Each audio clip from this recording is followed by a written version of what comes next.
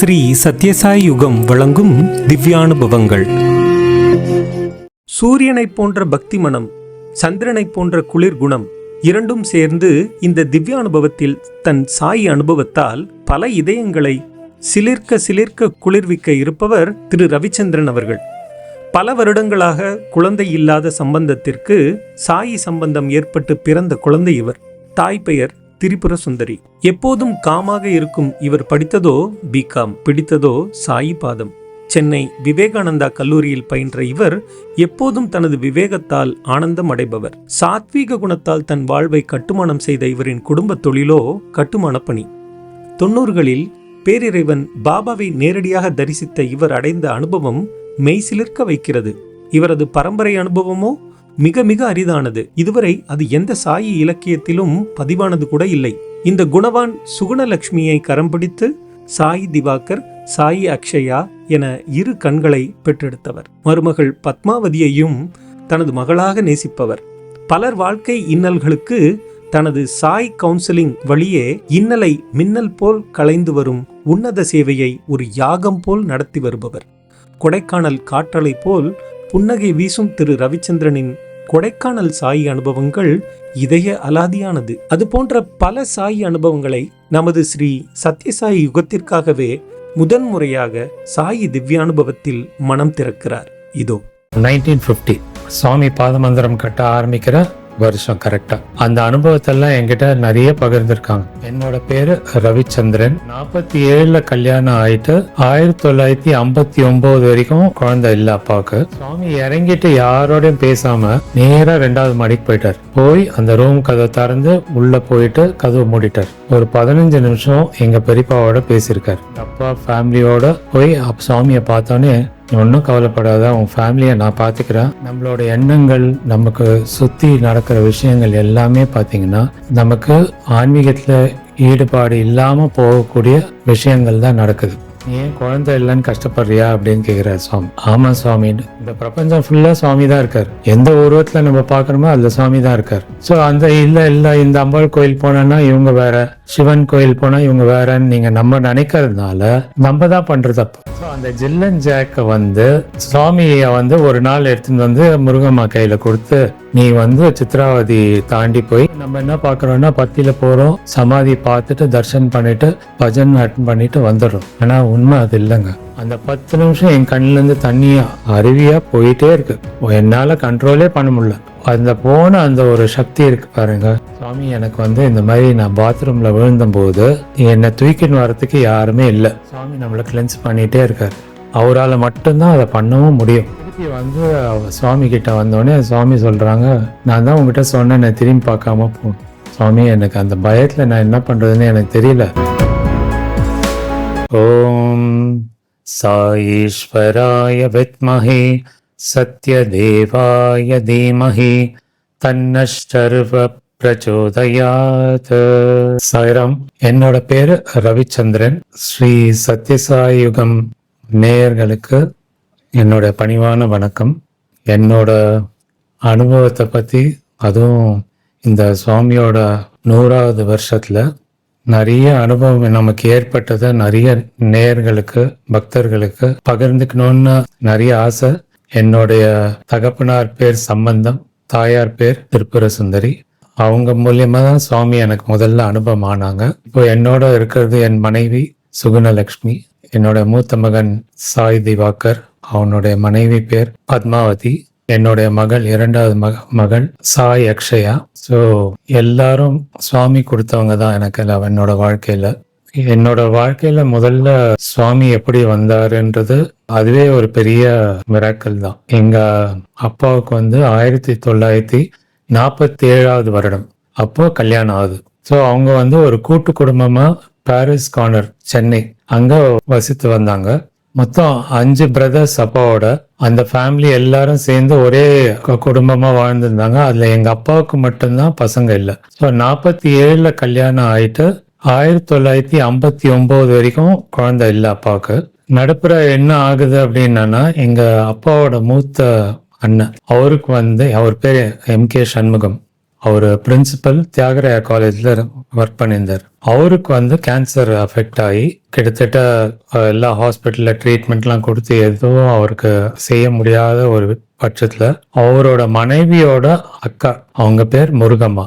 So அவங்க வந்து 1950 அனந்த்பூர் டிஸ்ட்ரிக்ட்டுக்கு அவங்க ஹஸ்பண்ட் வந்து ஆர்டிஓவா வர்றாரு. ஸோ இப்போ அப்போதான் சுவாமி ஆக்சுவலாக ஓல்ட் மந்திர் கட்ட ஆரம்பிக்கிறார். ஸோ அந்த ஓல்ட் மந்திர் கட்ட ஆரம்பிக்கிற டைம்ல பாத மந்திரம், ஸோ அது கட்டும்போது இவர் தான் வந்து ஃபுல்லா ஹெல்ப் பண்ணி ஆகணும். ஏன்னா சுவாமிக்கு வேண்டிய அந்த பில்டிங் மெட்டீரியல்ஸ் எல்லாம் சித்ராவதி ரிவரை தாண்டி வரணும் அப்படின்னா இவரோட வண்டியை அரேஞ்ச் பண்ணி தான் இவர் எடுத்துட்டு வந்து கொடுக்கணும். ஸோ அப்போ சுவாமி மூலியமா இந்த மாதிரி தெரிவிக்கிறார், இந்த மாதிரி அவரோட சர்வீஸ் வேணும்னு. இம்மிடியேட்டா அவர் வந்து எல்லா விதமான ஹெல்ப்பும் பண்றாரு.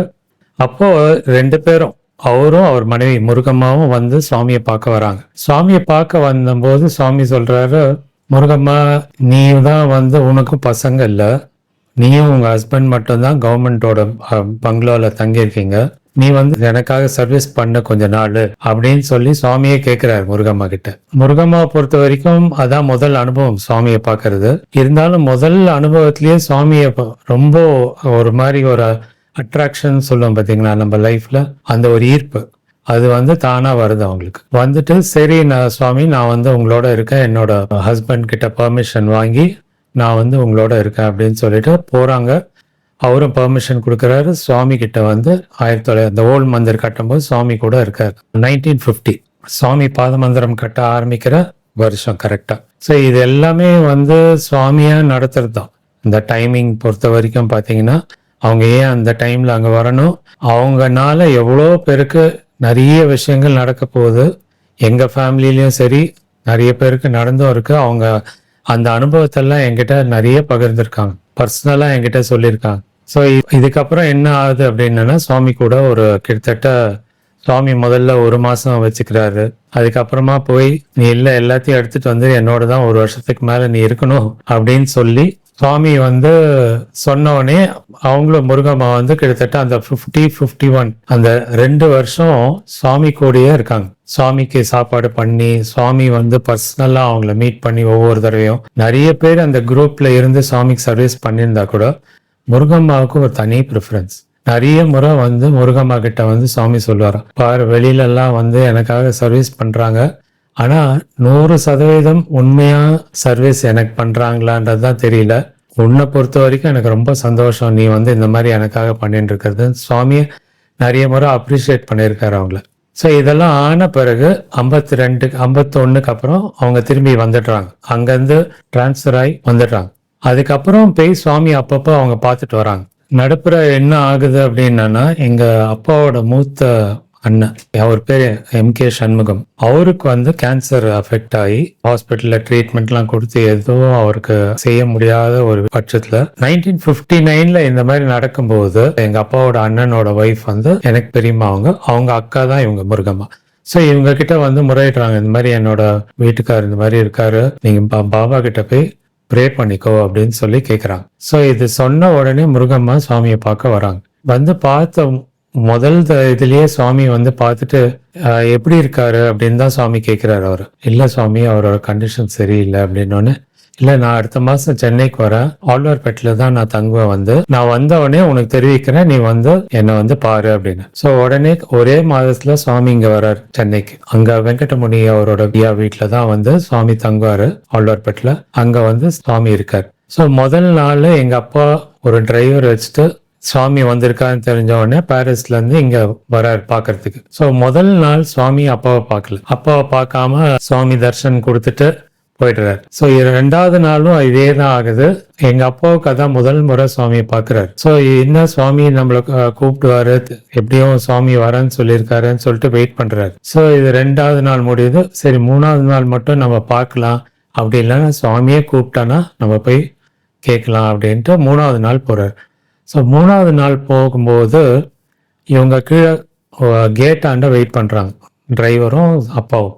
சுவாமி கீழே தர்ஷனுக்கு வரல. மேலேருந்து ஒருத்தர் அனுப்புறாரு சுவாமி. அப்பா கிட்ட வந்து சொல்றாரு, உங்க சுவாமி மேலே கூப்பிடுறாரு, நீங்க வாங்கன்ட்டு. அப்பாவும் மேலே போனோடனே சுவாமி சொல்றாரு, நீங்க உங்க கார் எடுத்துட்டு போய் வார் மெமோரியல் பீச்ல அங்கே போய் நீங்கள் வெயிட் பண்ணுங்க, என்னோட காரை நான் பின்னாடி எடுத்துட்டு வரேன், அங்கே என் கார்லேருந்து இறங்கி உங்கள் காரில் ஏறிக்கிறேன், நீங்கள் ஆனால் அங்கே கூட்டிகிட்டு போயிட்டு திருப்பி எடுத்துகிட்டு வந்து என்ன ஆழ்வார்பேட்டில் விட்டுடுங்கன்னு சொல்லி சுவாமி அப்பா கிட்ட சொல்கிறார். ஸோ அவர் வந்து அப்பா சுவாமி சொன்ன மாதிரி நேராக வார் மெமோரியல் வந்து வெயிட் பண்ணுறவர். ஒரு 5 நிமிஷத்தில் சுவாமி கார் வந்தோடனே சுவாமி கார் மாதிரி எங்கள் அப்பா காருக்கு ஏறிக்கிறார். ஸோ நேராக அப்பா கூட்டிகிட்டு போய் எங்கள் வீட்டு வாசலில் நிறுத்தினோடனே எங்கள் பெரியப்பாவுக்கு இந்த நிலைமையில் இருக்கும்போது அப்போல்லாம் வந்து கொஞ்சம் அது கண்டேஜியஸ் டிசீஸ் மாதிரி தான் ட்ரீட் பண்ணுவாங்க, கேன்சர்ன்றது ஸ்டமக் கேன்சர். ஸோ அதனால 2nd ஃப்ளோரில் தனியாக ஒரு ரூமில் ஐசோலேட் பண்ணி வச்சுருந்தாங்க. ஸோ அந்த ரூம் சுவாமி இறங்கிட்டு யாரோடையும் பேசாமல் நேராக 2வது மாடிக்கு போயிட்டார். போய் அந்த ரூம் கதவை திறந்து உள்ளே போயிட்டு கதவை மூடிட்டார். ஒரு 15 நிமிஷம் எங்கள் பெரியப்பாவோட பேசியிருக்கார். என்ன பேசினாலும் இன்னி வரைக்கும் யாருக்கும் தெரியல, அது பெரியப்பாவும் அதை சொல்லலை. ஸோ அது சுவாமி முடிச்சுட்டு வந்தோடனே முதல் மாடியில் எல்லாரும் இந்த கூட்டு குடும்பமாக இருந்தவங்க எல்லா பிரதர்ஸும் அவங்க ஃபேமிலி எல்லாரும் கீழே வெயிட் பண்ணியிருந்தபோது சுவாமி கீழே வந்துட்டு, இல்லை நீங்கள் நிறைய தடவை என்னை வந்து கூப்பிட்டீங்க, அவரை வந்து எப்படியாவது நீங்கள் எதாவது காப்பாற்றணுமோ இல்லை சுவாமி பிளெஸிங்ஸ்க்காக கூப்பிட்டீங்க, ஆனால் அவரோட நேரம் முடிஞ்சிட்டு நான் அவரை ஏன் பிளஸ் பண்ண வந்தேன்னா, இன்னி வரைக்கும் அவர் பண்ணியிருக்க சர்வீஸ் அந்த காலேஜ்க்காக நிறைய ஏழை மக்களுக்காக அதை வந்து ஆதரித்து நான் பிளஸ் பண்ணுன்றதுக்காக தான் நான் இங்கே வந்தேன். அவ்வளோ பண்ணியிருக்காரு, அவருக்கு திருப்பி பிறவியே கிடையாது. அதனால நீங்கள் ஒன்றும் அவரை பற்றி கஷ்டப்படாதீங்க, அவரோட நேரம் முடிஞ்சிடுச்சுன்னு சொல்லிட்டார் சுவாமி. ஸோ இதெல்லாம் கேட்டோடனே அப்போ இருக்கவங்களுக்கு வந்து எல்லாமே புது அனுபவம். ஏன்னா சுவாமியை முதல் தடவை எல்லாருமே பார்க்குறாங்க. இந்த மாதிரி முதல் தடவை வந்து பார்த்துட்டு சுவாமி இந்த சொன்னோடனே ரொம்ப கஷ்டப்பட்டாங்க. இருந்தாலும் சுவாமி போகும்போது இந்த வீட்டில் இன்னொரு நல்ல விஷயமும் நடக்கும் அப்படின்னு சொல்லிட்டு சுவாமி கடகடன்னு இறங்கிட்டாரு கீழே. அப்போ எங்கள் அப்பாவும் கார் எடுத்துட்டு டிரைவர் தான் போறாரு, அப்பாவும் சுவாமியும் பக்கத்தில் உட்காந்துருக்காங்க. பீச் ரோட்ல தான் வராங்க. ஸோ 1947 கல்யாணம் ஆகி 1959 வரைக்கும் குழந்தை இல்லை. எல்லா டாக்டர்ஸும் வந்து 2 பேருக்கும் அந்த பாக்கியம் இல்லைன்னு சொல்லிட்டாங்க. இருந்தாலும் சுவாமி அப்பா கேட்க முடியாம கஷ்டப்பட்டு இருந்தாலும் சுவாமியே தொடைய தட்டுறாரு. அப்பா தொடைய தட்டிட்டு, நீ ஏன் குழந்தை இல்லைன்னு கஷ்டப்படுறியா அப்படின்னு கேட்குறாரு சுவாமி. ஆமாம் சுவாமின்னு தெலுங்குல தான் கேட்குறாரு, ஏன்னா அப்பாவுக்கு தெலுங்கு புரியும். ஸோ அப்பா ஆமான்னு சொன்னோடனே சுவாமி இல்லை உனக்கு குழந்தை பிறக்கும், நீ கவலைப்படாத அப்படின்னு சொல்லிட்டு ஆசீர்வாதம் பண்ணிட்டு சுவாமி போய் அங்கே ஆழ்வார்பேட்டில் இறங்கிட்டார். எங்கள் அப்பாவுக்கு அப்பயும் நம்பிக்கை கிடையாது. 1959 சுவாமி சொன்னார். 1963 எங்கள் அண்ணன் பிறக்கிறார். 1967 நான் பிறந்தேன். ஸோ கிட்டத்தட்ட 17 வருஷம் கழிச்சு சுவாமி பிளஸ் பண்ண இயர் 59. 63 எங்கள் அண்ணன் பிறந்தாரு. பிறந்த உடனே எங்கள் அப்பா ஃபேமிலியோட போய் சுவாமியை பார்த்தோன்னே, நீ ஒன்றும் கவலைப்படாத, உன் ஃபேமிலியை நான் பார்த்துக்கிறேன் அப்படின்னு சொல்லி ஒரே ஒரு அஷூரன்ஸ் தான். நம்ம டிவோட்டி ஆயிடுறோமா நம்புறோமா இதெல்லாம் சுவாமி கிடையாது. எல்லாமே நடக்கிறது வந்து சுவாமியோட வில். அவர் என்ன நினைக்கிறாரு, நமக்கு இந்த ஜென்மத்துல நமக்கு என்ன நடக்கணுமோ அதை அந்தந்த டைம்ல கரெக்டா சுவாமி ஏதோ ஒரு மூலியமா வந்து அவரா நேரா வராரு. இருந்தபோது வந்தாரு, இன்னைக்கும் நேரா தான் வருவார் சுவாமி. நம்ம கண்ணுக்கு தான் தெரியாது, ஆனா சுவாமி இருக்கார் நம்மளோட. ஸோ இந்த ஒரு முக்கியமான அனுபவத்தை தான் சொல்லி நான் ஆரம்பிச்சாகணும். ஏன்னா நாங்க எங்க இந்த லைஃப்ல வந்தது சுவாமியால. ஸோ இப்போ இது ஆரம்பம் எங்களுக்கு. இது ஒன்று முருகம்மா வந்து சொல்லி சுவாமி பண்ணது. ஸோ இதுக்கப்புறம் முருகம்மாவை வச்சுட்டு அங்கே இருக்கவங்க எல்லாரோடையும் சுவாமி விளையாடாத விஷயம் கிடையவே கிடையாது. எப்படி விளையாடுவார் சுவாமி எல்லாரோட டிவோட்டிஸோடன்றத அதெல்லாம் எப்படி எனக்கு தெரியும் அப்படின்னா, இதை நான் நடுவில் கொஞ்சம் சொல்லிடுறேன். ஏன்னா அது அந்த காலத்தை போய் நான் சொல்றதுக்கு ஒரு ஆதாரம் இருக்கணும். ஸோ இந்த ஆதாரம் என்ன அப்படின்னா, நான் 11th ஸ்டாண்டர்ட் படிக்கும்போது முருகம்மா வீட்டுக்கு டைப்ரைட்டிங் இன்ஸ்டியூட் அங்கே இருந்தது. அதாவது அவங்களுக்கு பசங்க கிடையாது, அவங்க மாம்பழம்ல டைப்ரைட்டிங் இன்ஸ்டியூட். நாங்கள் இருந்தது அப்போ இருந்த வருஷம் வந்து அதில் வந்து ஆழ்வார்பேட்டில் இருந்தோம். ஸோ இங்கேருந்து நான் டைப்ரைட்டிங் இன்ஸ்டியூட் போவேன். டைப்பிங் முடிச்ச பிறகு உள்ளேருந்து எனக்கு ஒரு கால் வரும், இந்த மாதிரி முருகம்மா வந்து உன்னோட பேசணும்னு கூப்பிடுறாங்க அப்படின்னு சொல்லுவாங்க. நான் சுவாமி ஃபோல்ல அப்பதான் வர ஆரம்பிச்சது ஆக்சுவலா. ஸோ எங்களுக்கு வந்து அது சுவாமியோட அனுபவம் எல்லாம் வர ஆரம்பிச்ச வருஷம். ஸோ எங்க அப்பா நிறைய கொஞ்சம் சொல்லியிருந்ததுனால சுவாமியை பத்தி நாங்க கொஞ்சம் தெரிஞ்சுக்கிற அனுபவம் ஆரம்பிக்குது அப்பதான். ஸோ இவங்க கூப்பிட்டுட்டு என்கிட்ட வந்து எனக்கு சுவாமி இந்த மாதிரி பண்ணாரு அந்த மாதிரி பண்ணாருன்ட்டு நிறைய விஷயம் சொன்னாரு. அதுல வந்து முக்கியமா ஒரு அனுபவத்தை நான் பகிர்ந்துக்கிட்டோம். அப்போ சுவாமி ஒரு தடவை என்ன சொல்றாரு, முருகம்மா இந்த 2 நாயை வந்து ஒரு டிவோட்டி எடுத்துட்டு வந்து கொடுக்குறாங்க. அது நீங்க எல்லா புக்லயும் படிச்சிருப்பீங்க. ஸோ அந்த டிவோட்டி வந்து சித்ராவதிக்கு அந்த பக்கம் இருக்காங்க, ஜில்லன் ஜாக். ஸோ அந்த ஜில்லன் ஜாக்கை வந்து சுவாமியை வந்து ஒரு நாள் எடுத்துட்டு வந்து முருகம்மா கையில கொடுத்து, நீ வந்து சித்ராவதி தாண்டி போய் பஸ்ல போ, அங்க எடுத்துன்னு போய் அந்த ஓனர் கிட்ட நீ கொடுத்துரு, இவரே எடுத்துட்டு வந்து அந்த டிரைவர் வந்து உனக்கு கரெக்டா அந்த இடம் காமிப்பாரு, நீங்க அங்க போயிடலாம் அப்படி. முருகம்மா 2 சுவாமி சொன்னபடி அந்த 2 நாயும் வாங்கிக்கிறாங்க. சித்ராவதியை தாண்டறதுக்கு அந்த பஸ் அப்பதான் கிராஸ் பண்ணுது.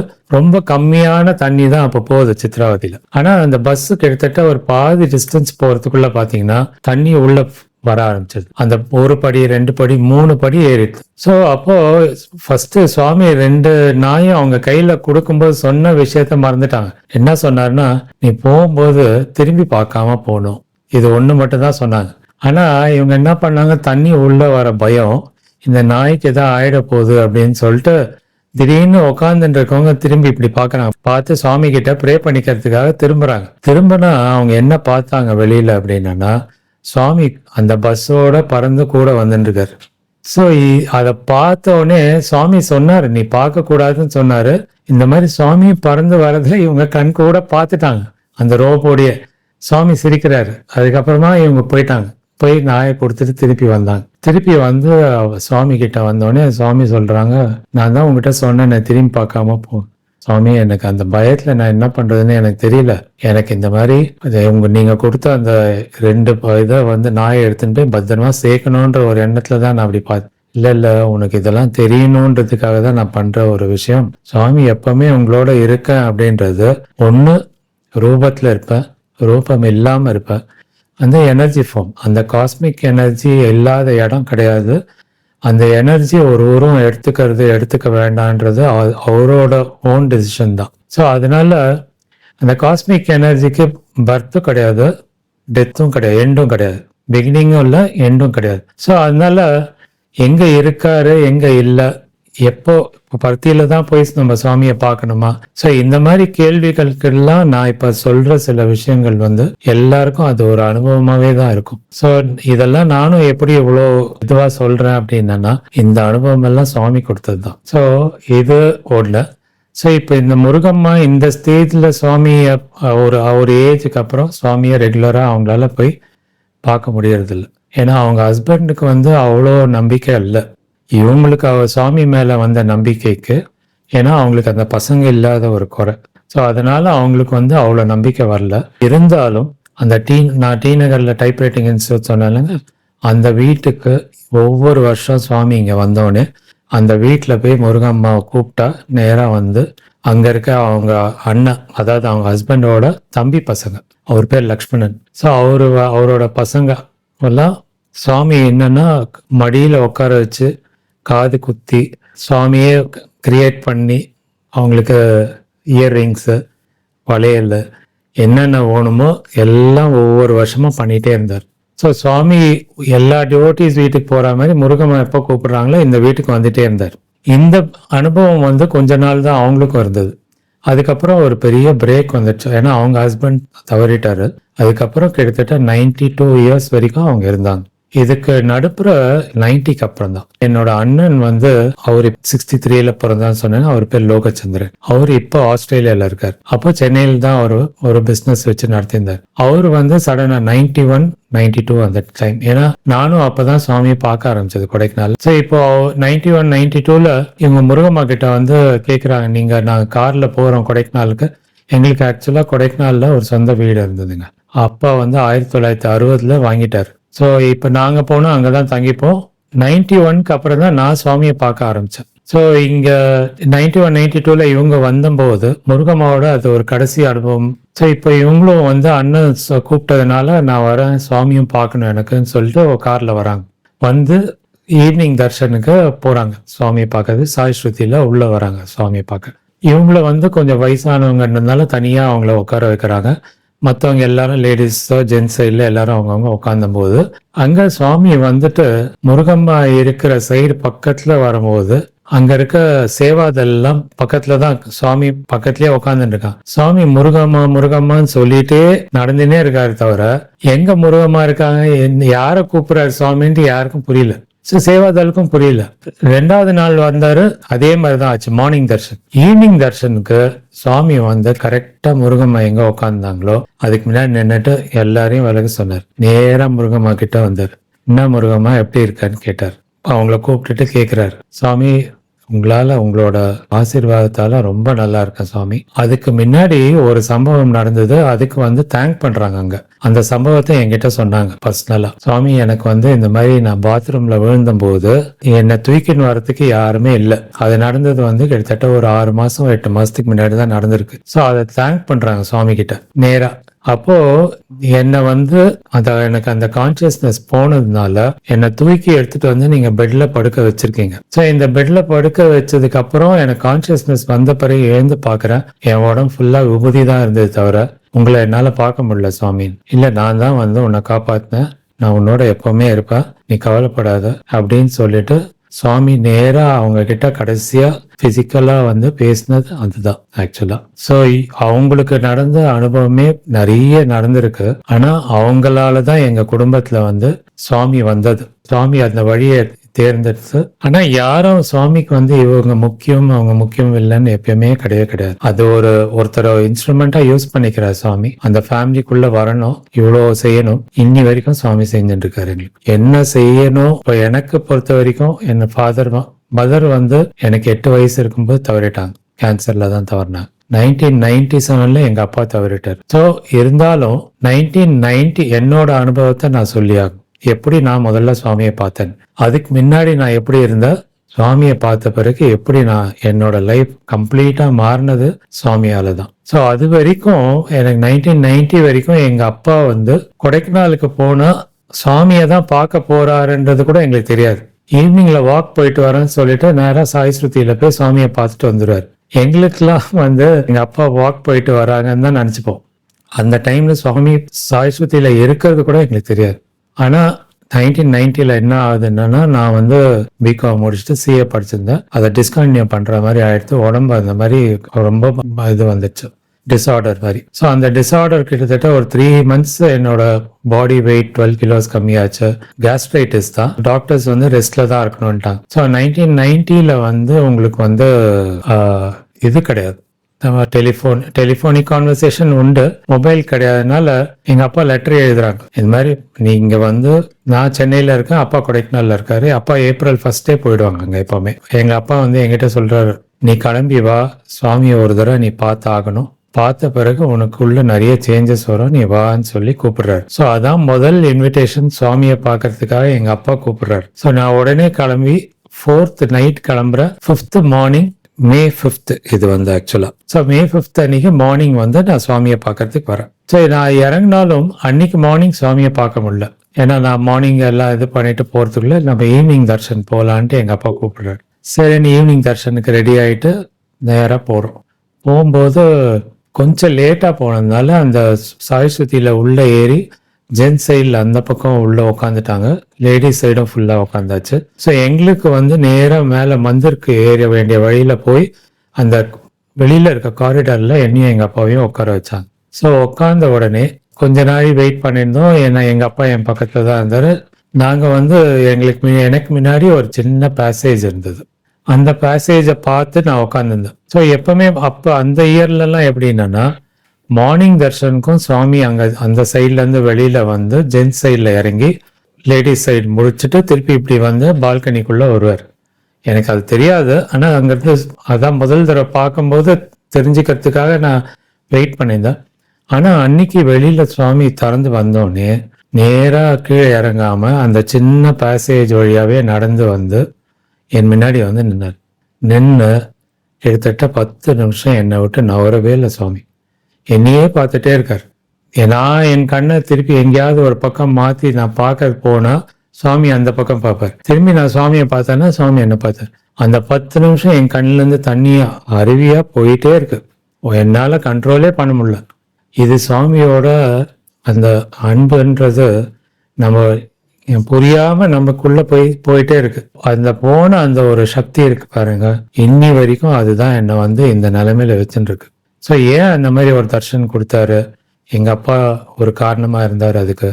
எல்லாமே எங்களுக்கு தெரிஞ்சிருந்தாலும் சுவாமி பிளஸ் பண்ணி தான் நாங்கள் பிறந்திருக்கோம்னு தெரிஞ்சா கூட அந்த ஒரு 22 வருஷம் வந்து ஒரு கேப். அந்த கேப்ல நாங்கள் பண்ணாத தப்பே இல்லை. அப்படின்னா என்னன்னா, அது வரைக்கும் அசைவம் எடுத்திருந்தோம், அசைவம் மட்டும்தான் எடுத்திருந்தோம், சைவம் எடுத்துக்கிறது ரொம்ப கம்மி. சுவாமியை பார்த்துட்டோம் வந்து. ஸோ பார்த்துட்டு அதுக்கப்புறம் சுவாமி போயிட்டார். பேசல, என்னோட ஒரு வார்த்தை கூட பேசல, பார்த்துட்டு போயிட்டார். ஸோ அதுக்கப்புறம் இங்க சென்னைக்கு வந்த பிறகு எனக்கு சுந்தரம் போறதுக்கு ஒரு அவா வந்துடுது. போய் சுவாமி பஜன்ஸ் நம்ம அட்டன் பண்ணோம், தேர்ஸ்டே அண்ட் சண்டே போகணும்னு சொல்லிட்டு அங்க தேர்ஸ்டேயும் சண்டேயும் போக ஆரம்பிச்சேன். ஸோ இதுக்கு நடுவில் என்ன ஆகுதுன்னா, இன்னொருத்தவங்க தாம்பரத்துல இந்த அனுபவம் வராங்க. என் ஃப்ரெண்டு ஒருத்தர் எனக்கு இந்த மாதிரி உடம்பு சரியில்லை அப்படின்னோடனே சுவாமி அங்க வந்து, அப்போ உங்களுக்கு தெரியுமே எல்லாமே ஒவ்வொரு இடத்துல சுவாமி ஒவ்வொரு மிரக்கல் பண்ணிட்டே தான் இருக்காரு. அந்த மிரக்கல் மூலியமா சுவாமி ஒரு வீட்டுல வந்து விபூதி கொடுத்துட்டே இருக்காரு. ஸோ நிறைய பேர் அந்த விபூதி வாங்கிக்கிறாங்க. நானும் அந்த வீட்டுக்கு போறேன். நீ வான்னு சொல்லிட்டு என்னோட ஃப்ரெண்டு தான் வந்து என்னை கூப்பிடுறாரு. சுந்தரம் போக ஆரம்பிக்கிறது வந்து என்னோட ஆன்மீகத்தை வளர்த்துக்கிறதுக்கு. அப்படின்னா ஆன்மீகம்னா என்னன்னே எனக்கு தெரியவே தெரியாது. ஏன்னா கடவுள் பக்தின்றது கூட எங்களுக்கு கிடையாது. சுவாமி எங்களுக்கு இந்த ஒரு அனுபவத்தை கொடுத்ததுனால நேரா எங்களை வந்து வேற ஸ்தானத்துல எடுத்துன்னு போய் உட்கார வச்சுட்டாரு. அப்படின்னா அந்த ஸ்தானம் இன்னி வரைக்கும் எனக்கு தெரியாது என்னன்ட்டு. ஆனா மத்தவங்க எங்க கூட இருக்கவங்களாம் அதை தெரிஞ்சுக்கிறாங்க, புரிஞ்சுன்னு அதுக்கேற்ற மாதிரி எங்களோட நடந்துக்கிறாங்க. ஏன்னா அந்த பலன்லாம் அவங்களுக்கும் போய் சேருது. இதெல்லாம் ஏன் நான் சொல்றேன் அப்படின்னா, சுவாமியோட ஒரு பார்வை திருஷ்டி நமக்கு மேல பட்டா போதும், நம்மளோட வாழ்க்கையோட நம்ம எந்த நிலையில இருக்கோன்றது முக்கியம் இல்லை, நம்ம எந்த நிலைக்கு போவோன்றது நமக்கு தெரியவே தெரியாது. அது சுவாமியோட அந்த அவதாரத்தோட மகிமையே அதுதான். சோ அது ஷிரடி சாயா இருக்கும்போது சுவாமி செஞ்சது, சத்யசாயா இருக்கும்போது இப்ப நாங்கெல்லாம் இப்படி பேசுறோம் அப்படின்னா அதுக்கு ஒரு அனுபவம் இருக்கணும், ஒரு பாடம் இருக்கணும். நிறைய சுவாமி கூட இன்டராக்ட் பண்ண எதுவுமே எங்களுக்கு கிடையவே கிடையாது, படிச்சதே கிடையாது நிறைய. இருந்தாலும் அந்த கொடுத்துருக்க அந்த அனுகிரகம் மட்டுமே போதும் நமக்கு. அந்த அனுகிரகத்தால நம்ம ஒரு நல்ல கருவியா இருந்தானா நம்மளை உபயோகப்படுத்திப்பார் சுவாமி. ஸோ அந்த 1990 ஆரம்பிச்ச அனுபவம் இன்னி வரைக்கும் நடக்காத விஷயமே இல்லை.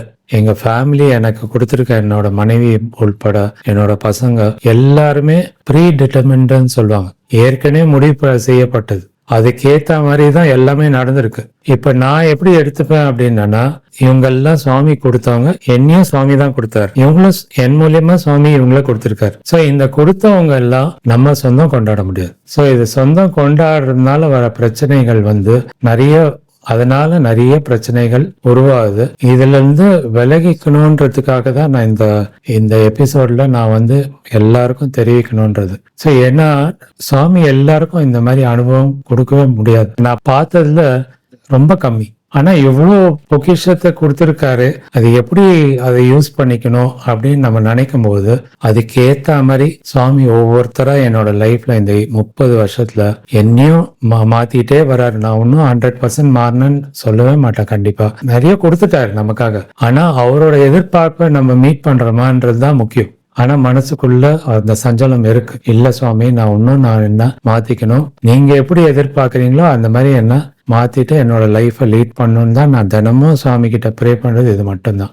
ஆனா அந்த கொடுத்த வாக்கு சுவாமி நமக்கு கொடுத்த அனுபவத்தினால வருது. ஆனா நமக்கு எடுத்துட்டு வந்து சேர்த்தவங்க ஒரு 3-4 பேர் இருக்காங்க லைஃப்ல, அவங்களோட சுவாமி வந்து எப்பவுமே ஒரு கான்டாக்ட் வச்சுட்டு இருக்காரு. சுவாமி நிறைய பேர் வந்து இந்த ப்ரோஸ் அண்ட் கான்ஸ்ன்னு ஒண்ணு இருக்குங்க நம்ம லைஃப்ல. நம்ம எப்படி எடுத்துக்கிறோம், சுவாமி சொல்ற வார்த்தை எப்படி எடுத்துக்கிறோம் நம்மனா, இல்ல அப்படின்னு சுவாமி சொன்னான்னா அது இல்லைன்றது கிடையவே கிடையாது, நீங்க எடுத்துக்கிற விதத்துலதான் இருக்கு. சோ இன்னைக்கு வந்து இல்லைன்னு சொல்லிட்டாரு சுவாமி.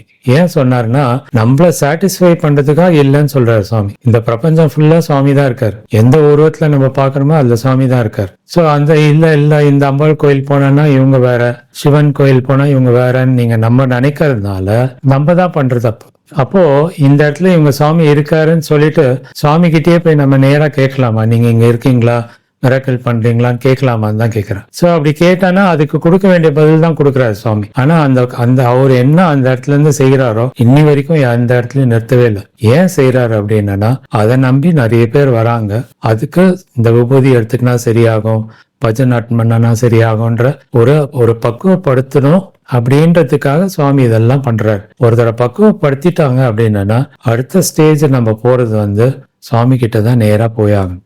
அடுத்த பிறவின்றது எனக்கு தெரிஞ்சு இந்த பிறவியில யாரெல்லாம் சுவாமியை நேரா பார்த்தாங்களோ இல்ல சுவாமி கூடவே அனுபவிச்சுட்டு வராங்களோ கண்டிப்பா அவங்களுக்கு அடுத்த பிறவி இருக்கவே முடியாது.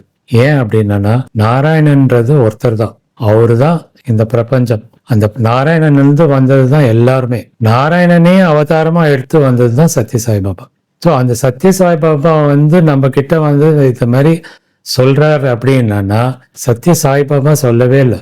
இந்த நாராயணன்ற அவதாரம் ஒரு காஸ்மிக் எனர்ஜி, அது அந்த எனர்ஜி இல்லாத இடமே இல்லை. ஸோ அவரு வந்து ஒரு ஃபார்ம்ல வந்து ஷிர்டி சாயும் சத்யசாயி பிரேம சாயா தான் வராரே தவிர எதுக்காக வராரு அப்படின்னா என்கிட்ட இருந்து வந்திருக்கீங்க நீங்கெல்லாம், திருப்பி என்கிட்ட நீங்க வந்தாகணும். இது ஒரே ஒரு லெசன் மட்டும்தான் அவரு எல்லாருக்கும் சொல்லணுன்றதுக்காக வர்றாரு. நீ காசு கேட்டா கொடுக்கறதுக்கு தயார், வீடு கேட்டா அதுவும் கொடுக்க தயாரா இருக்காரு. எல்லாம் நம்ம கேட்டுனே இருக்கோம். ஆனா நீங்க தான் வேணும் சுவாமின்ட்டு கேட்கறதுக்கு நமக்குள்ள எல்லாருக்குள்ளயும் ஆழமா வந்து சேர வேண்டிய விஷயம். இந்த உலகம் வந்து எதையோ கலியுகத்தினால எதையோ நோக்கி போறதுனால நம்மளோட எண்ணங்கள், நமக்கு சுத்தி நடக்கிற விஷயங்கள் எல்லாமே பாத்தீங்கன்னா நமக்கு ஆன்மீகத்துல ஈடுபாடு இல்லாம போகக்கூடிய விஷயங்கள் தான் நடக்குது. சுவாமி ஏன் அவதாரமா வந்தார் அப்படின்னா நம்ம இதுல இருந்து விலகி போக கூடாது, இதுதான் உண்மைன்றத புரிய வைக்கிறதுக்காக வந்திருக்காரு. சோ அந்த புரிய வைக்க வந்தவர்கிட்ட அவரை நம்ம புரிஞ்சுக்கணும் ஃபர்ஸ்ட். சோ சுவாமி வந்துட்டாரு, எல்லாமே சொல்லியிருக்காரு. சோ இதை நம்ம அவரை புரிஞ்சுக்கிறதுக்காக இப்ப நாங்க கொடுக்குற அனுபவம் அது மாதிரி நிறைய பேர் அவங்கவுங்க அனுபவத்தை பகிர்ந்துப்பாங்க. இந்த அனுபவத்தை நம்ம எடுத்துக்கணும். நம்ம கோயில்ல போய் பிரார்த்தனை பண்ணி எதெல்லாம் நடக்கணும்னு நம்ம நினைக்கிறோமோ அது நடக்காம போறதுக்கு காரணம் கையிலேயே நம்ம ஒருத்தரை வச்சுட்டு இருக்கோம். அவர் வந்து எல்லாத்தையும் கொடுக்கறதுக்கு தயாரா இருக்காரு. ஆனா அவர் கையிலேயே வச்சுன்னு நம்ம அவர் கையிலேயே வச்சுனே கோயிலுக்கு போறோம். அதுதான் பெரிய பிரச்சனையா இருக்கு. கோயிலுக்கு போகலாம், சுவாமி கும்பிடணும், எல்லாமே நம்ம பண்ண வேண்டிய டியூட்டி அதெல்லாம். ஆனா அங்க போய் நம்ம பிரார்த்தனையே பண்ணவே கூடாது. ஏன்னா நம்ம கூடவே இருந்து எப்பவுமே நான் பாத்துக்கிறேன், எப்பவுமே நான் உங்களுக்காக செய்யறேன்னு சொல்லிட்டே இருக்காரு. அந்த மாதிரி இருக்கும்போது அவரை போய் கோயில்ல போய் தேங்க் பண்ணிட்டு வரும். நீங்க என்னெல்லாம் பண்ணீங்களோ பண்ணிட்டே இருக்கீங்களோ அதுக்கு எங்க நன்றியை தெரிவிச்சுக்கிறோம் சுவாமின்னு சொல்றதுக்காக நம்ம போகணும் கோயிலுக்கு. அதனால சுவாமின்றத வித்தியாசம் பண்ணி பாக்குறதுக்காக நம்மளோட எண்ணம் தான் அதுக்கு காரணம். நம்ம வந்து சுவாமியை நல்லா நம்ம புரிஞ்சுக்க சுவாமியை வந்து ஒரு மனுஷ ரூபமா தான் நம்மளோட இருக்காரு, பழகுறாரு. எப்பவுமே இருந்த காலத்துல சொல்றேன் நான். சோ இப்ப இல்லாத போது நம்ம என்ன பாக்குறோம்னா பத்தியில போறோம், சமாதி பார்த்துட்டு தர்ஷன் பண்ணிட்டு பஜன் அட்டன் பண்ணிட்டு வந்துடுறோம். ஆனா உண்மை அது இல்லைங்க. என்னைக்கு சுவாமி அவதாரம் எடுத்தாரோ, என்னைக்கு அவரே டிக்ளேர் பண்ணாரோ, நான் தான் வந்து சத்யசாய் பாபான்னு சொல்லி ஒரு அவதாரம் சொன்னாரோ, அன்னில இருந்து இன்னி வரைக்கும் சுவாமியோட காரியம் என்ன அப்படின்னா நமக்கு தெரிவிக்கிறதுன்றது கடவுள்ன்றது ஒரு உண்மையான விஷயம். அது ஒண்ணுதான் உண்மை, மற்றதெல்லாம் உண்மையே கிடையாது. சோ அந்த உண்மையை நம்ம புரிஞ்சுக்கணுன்றதுக்காக தான் சுவாமி இவ்வளோ கஷ்டப்பட்டிருக்காரு. ஆனா நம்ம என்ன பண்ணணும் அப்படின்னா சுவாமி இங்க நீங்க இருக்கீங்க. சுவாமி இது இல்லாம இன்னொரு காரியம் என்ன பண்றாரு அப்படின்னா ஒவ்வொரு முறையும் நம்ம போய் சுவாமியை பார்க்கும்போது நம்ம கர்ம வினை எல்லாத்தையும் எடுக்கிறார் சுவாமி. ஸோ இது நம்ம தெரியாம நம்ம சுவாமியை பார்க்கறதுக்காக போறோம். நம்ம புரிஞ்சிக்க வேண்டியது இது ஒண்ணுதான். நம்ம கர்ம வினை நம்ம விட்டு போயிடுச்சுன்னா நமக்கு மறுபிறவி கிடையாது. ஸோ இந்த ஒரு காரணத்துக்காக தான் சுவாமி வந்து நம்மளை அங்க வர வைக்கிறார். டிவோட்டிஸ்க்காக மட்டும் நான் சொல்றேன். மற்றவங்க அவங்கவுங்களோட விருப்பத்துக்கு ஏற்ற மாதிரி இடத்துக்கு போறாங்க. அங்கேயும் அதே தான் நடக்குது. சுவாமி தான் அங்கேயும் பண்றாரு, வேற ரூபத்துல பண்றாரு. சோ என்ன பண்றாரு அப்படின்னா இதுதான் பண்றாரு. ஒவ்வொருத்தரையும் நம்மளை கிளென்ஸ் பண்ணி அனுப்புறாரு. ஏன் கிளென்ஸ் பண்றாரு அப்படின்னா அவர்கிட்ட வந்து சேரணும்னா இந்த குவாலிட்டிஸ் இருந்தாதான் வந்து சேர முடியும். ஸோ அதுக்காக தான் நம்மள வந்து மன ரீதியாகவும் சரி உடம்பு ரீதியாகவும் சரி சுவாமி நம்மளை கிளென்ஸ் பண்ணிட்டே இருக்காரு. அவரால் மட்டும்தான் அதை பண்ணவும் முடியும். ஸோ அதனால அவர் வந்து நமக்காக இதை பண்றாரு. இப்போ எனக்குள்ள நடந்த இந்த அனுபவத்தை வந்து கொடைக்கானல்ல தான் எனக்கு அதை ஆரம்பிச்சது. அதுக்கப்புறமா என்னோட வாழ்க்கையில பாத்தீங்கன்னா நிறைய மாற்றங்கள்.